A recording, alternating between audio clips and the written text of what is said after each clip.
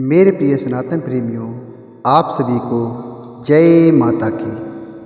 आज हम जानेंगे दुर्गा पूजा पाठ विधि तथा सामग्री के बारे में। तो आइए जानते हैं।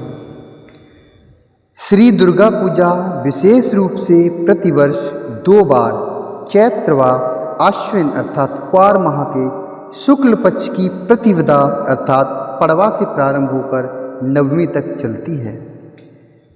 देवी दुर्गा के 9 स्वरूपों की पूजा होने के कारण नव दुर्गा तथा 9 तिथियों में अर्थात दिन में पूजन होने से इन्हें नवरात्र कहा जाता है।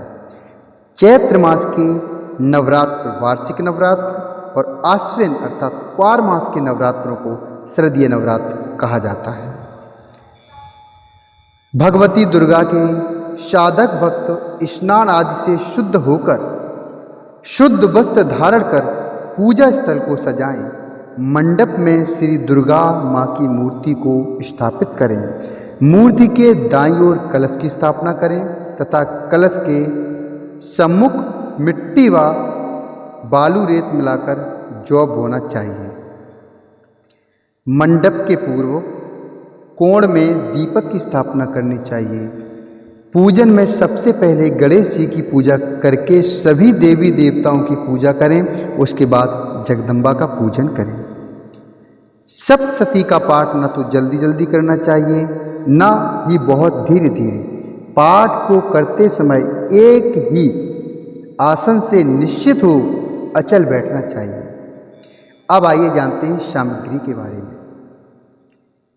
तो सामग्री क्या क्या चाहिए, तो आइए बताता हूँ मैं आपको। जल, गंगा जल, पंचामृत, दूध, दही, घी, शहद, शक्कर, रेशमी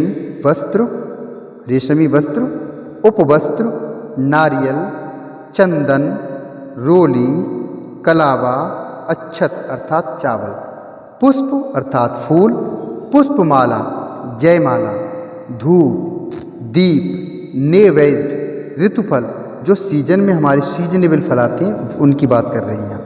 पान, सुपारी, लौंग, इलायची, आसन, चौकी, पूजन पात्र, आरती और कलश। नव दुर्गा की प्रार्थना करने से पहले मस्तक पर भस्म, चंदन, रौली का टीका लगाना चाहिए। नव दुर्गा की प्रार्थना करने के पश्चात कवच का पाठ करना चाहिए। इसके बाद अर्गला और कीलक का पाठ करें। इसके बाद रात्रि सूक्त का पाठ करें। इतना कर लेने के बाद सप्तशती का पाठ प्रारंभ करना चाहिए।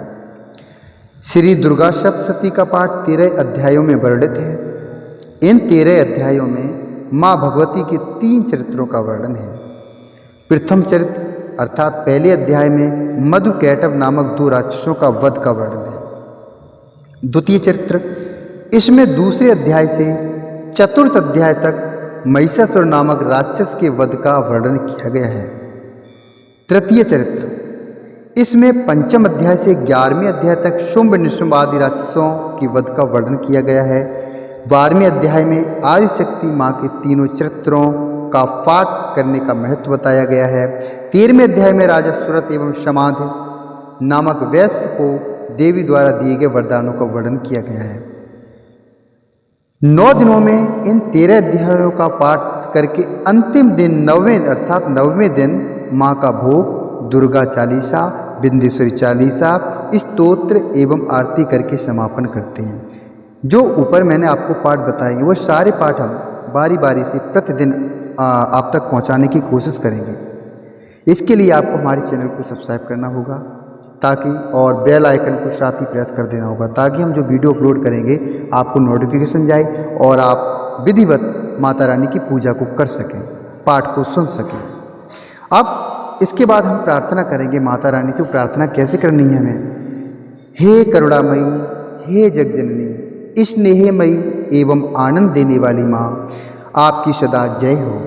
हे जगदम्बे, पंखहीन पक्षी और भूख से बिलबिलाते बच्चे जिस प्रकार अपनी माँ की प्रतीक्षा करते हैं उसी प्रकार मैं भी आपकी दया की प्रतीक्षा कर रहा हूँ। हे अमृतमयी मेरी माँ, आप शीघ्र मुझे दर्शन देने की कृपा करें। मुझे ऐसी बुद्धि प्रदान करिए जिससे मैं आपका रहस्य जान सकूं।